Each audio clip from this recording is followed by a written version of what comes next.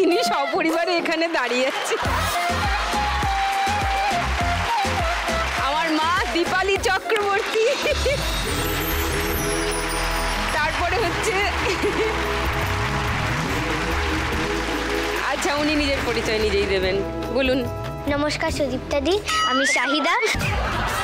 আমি উত্তর কলকাতা থেকে এসেছি, গোল পার্ক। উত্তর কলকাতা না, সরি, দক্ষিণ কলকাতা। দক্ষিণ কলকাতা থেকে এসেছেন। আপনি কি করেন? ক্লাস 4-এ পড়ি। ক্লাস 4-এ পড়েন? আচ্ছা, খুব ভালো হলো আলাপ হয়ে। তারপরে নমস্কার, আমার নাম বিদীপ্তা চক্রবর্তী। আপনার কয়েক বছর আগে আমি জন্মেছিলাম। একই সোর্স থেকে। তারপরে নমস্কার, আমার নাম ইদা দাশগুপ্ত। আপনি আবার ওই সোর্স থেকে? আপনি সোর্সটা বলে দিন। হ্যাঁ, আমি এই সোর্সটি থেকে। তারপরে আচ্ছা, আমি বিদিশা চক্রবর্তী। আমার আদি সোর্স একই, শুধু সবাই ভাবে আমি ছোট বোন। আমি নই, আমি মেজো, সুদীপ্তা ছোট। এটা সবাইকে বলে দিলাম ব্যাপারটা। সবাই ওকে ছোট ভাবে, ও ছোট নয়, আমি ছোট।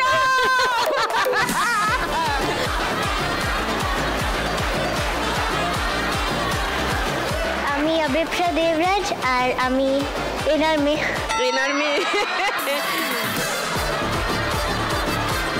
3 জেনারেশন এখানে দাঁড়িয়ে আছি।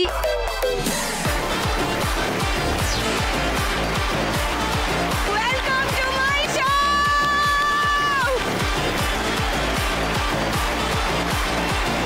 চলে এসো সবাই পোডিয়ামে। তারপরে আমি জানি না তারপর কি হবে, দেখা যাক।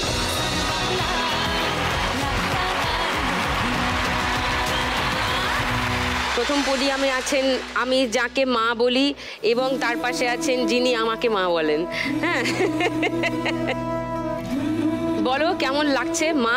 আমার তো খুব ভালো লাগছে। আচ্ছা। আর এতদিন স্টেজ করেছি, কোনো সময় আমি আমার ঘরের লোককে পাশে পাইনি। হ্যাঁ। কিন্তু আজকে আমি যার অধীনে, মানে যিনি আমাদের পরিচালনা করবেন, তিনি হচ্ছেন আমার ছোট মেয়ে। এটা আমার ভাবতেই কিরকম লাগছে।